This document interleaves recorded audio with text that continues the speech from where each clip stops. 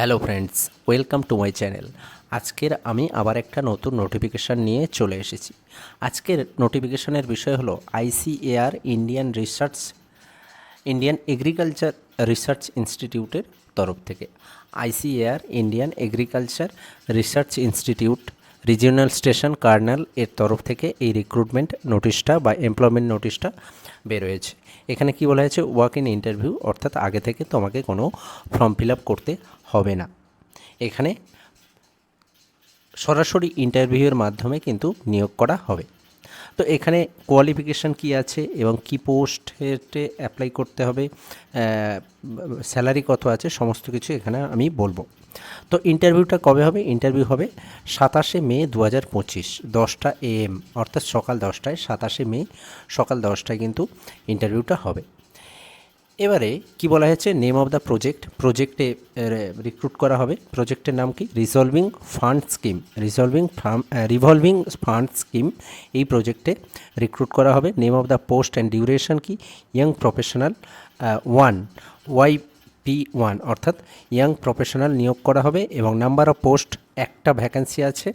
সেখানে per month কত করে স্যালারি পাবে না? 30,000 টাকা। 30,000 টাকা পার মান্থ স্যালারি পাবে। এবং এই পোস্টের জন্য কোয়ালিফিকেশান কী আছে? Graduate in agriculture or agriculture engineering or diploma in allied engineering discipline from a recognised university or institution. Candidate must have good academic record. অর্থাৎ এগ্রিকালচার বিষয়ে গ্র্যাজুয়েট থাকলে হবে, অথবা ডিপ্লোমা থাকতে হবে, বা এগ্রিকালচার ইঞ্জিনিয়ারিংয়ের উপরে ডিগ্রি থাকতে হবে, এবং কি না অ্যাকাডেমিক রেকর্ড ভালো হতে হবে, অর্থাৎ অ্যাকাডেমিক যে রেজাল্ট সেটা কিন্তু ভালো হতে হবে। তারপর desirable qualification, minimum 1 year of hands on experience, অর্থাৎ 1 বছরের একটা এক্সপিরিয়েন্স। তারপরে কি আছে না familiarity with speed processing activity and including basic understanding and machinery and post harvest handling technique, অর্থাৎ ওই কৃষি সম্পর্কিত তোমার অভিজ্ঞতার কথা এখানে বলে দেওয়া হয়েছে। কৃষি সম্পর্কিত, অর্থাৎ তুমি এই রিলেটেড কাজ তুমি করেছো, সেই সম্পর্কিত বিষয়ে তোমার অভিজ্ঞতা থাকতে হবে। তাছাড়া কি ওয়ার্কিং নলেজ, MS অফিস জানতে হবে, পাওয়ার পয়েন্ট, যেখানে পাওয়ার পয়েন্ট, ওয়ার্ড, এক্সেল, এই সমস্ত কাজ, ডেটা এন্ট্রি, এই সমস্ত কাজের এক্সপিরিয়েন্স, এই সমস্ত বিষয় হচ্ছে ডিজারেবল কোয়ালিফিকেশান, অর্থাৎ এগুলো বলে দেওয়া হয়েছে যে এগুলো থাকলে সুবিধা পাবে। তো এডুকেশনাল কোয়ালিফিকেশান, গ্র্যাজুয়েট হতে হবে এগ্রিকালচারের বিষয়ে, অর্থাৎ এগ্রিকালচার রিলেটেড ডিগ্রি তোমার থাকতে হবে, গ্র্যাজুয়েট ডিগ্রি, অথবা এগ্রিকালচার ইঞ্জিনিয়ারিং থাকতে হবে, বা ডিপ্লোমা ইন অ্যালাইড এগ্রিকালচার ডিসিপ্লিনের উপরে তোমার গ্র্যাজুয়েট ডিগ্রি থাকতে হবে। এছাড়া এই সমস্ত ওয়ার্ক এক্সপিরিয়েন্স থাকতে হবে। তারপরে 2 নাম্বার যে পোস্ট, সেই পোস্টটা কী আছে? ইয়াং প্রফেশনাল 1, এখানেও একটা ভ্যাকেন্সি আছে। সেখানেও স্যালারি কিন্তু 30,000 টাকা। সেখানেও এসেন্সিয়াল কোয়ালিফিকেশান ওই graduate in agriculture or commerce or management discipline, অথবা কমার্স অথবা ম্যানেজমেন্ট ডিসিপ্লিনে তোমার ডিগ্রি থাকতে হবে, অথবা এগ্রিকালচার বিষয়ে গ্র্যাজুয়েট থাকতে হবে।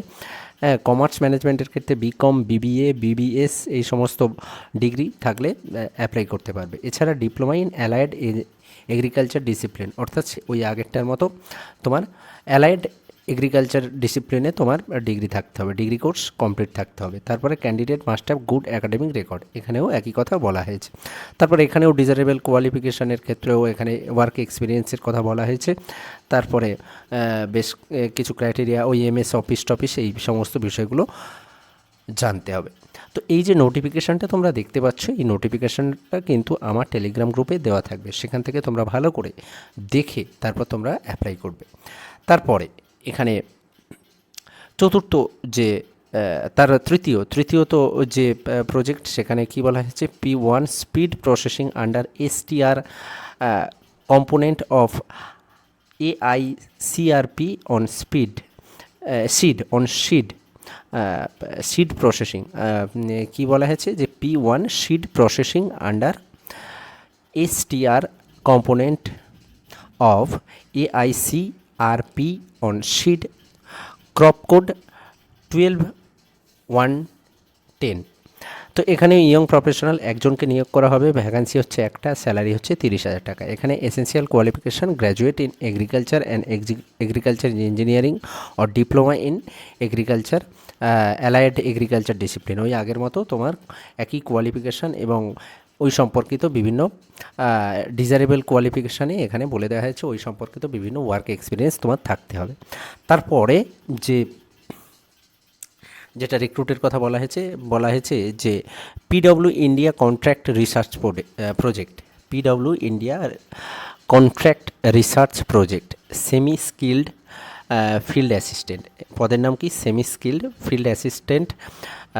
এখানেও কিন্তু একটা পোস্ট, স্যালারি কিন্তু 15,000 টাকা। এসেন্সিয়াল কোয়ালিফিকেশান মিনিমাম 10 পাস এবং desirable qualification experience of carrying out various agriculture field operation, অর্থাৎ ওই এগ্রিকালচার অপারেশন রিলেটেড বা এগ্রিকালচার রিলেটেড তোমার এক্সপিরিয়েন্স থাকলে ভালো।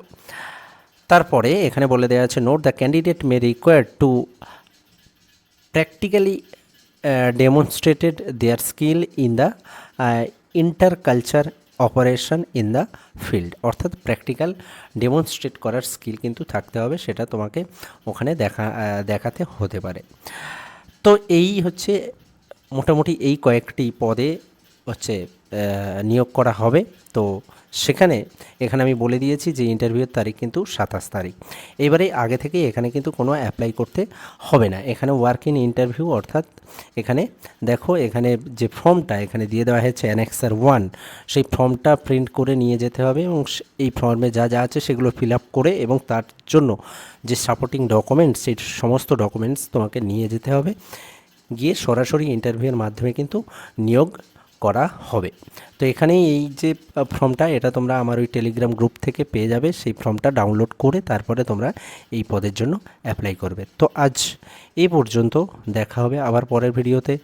ধন্যবাদ।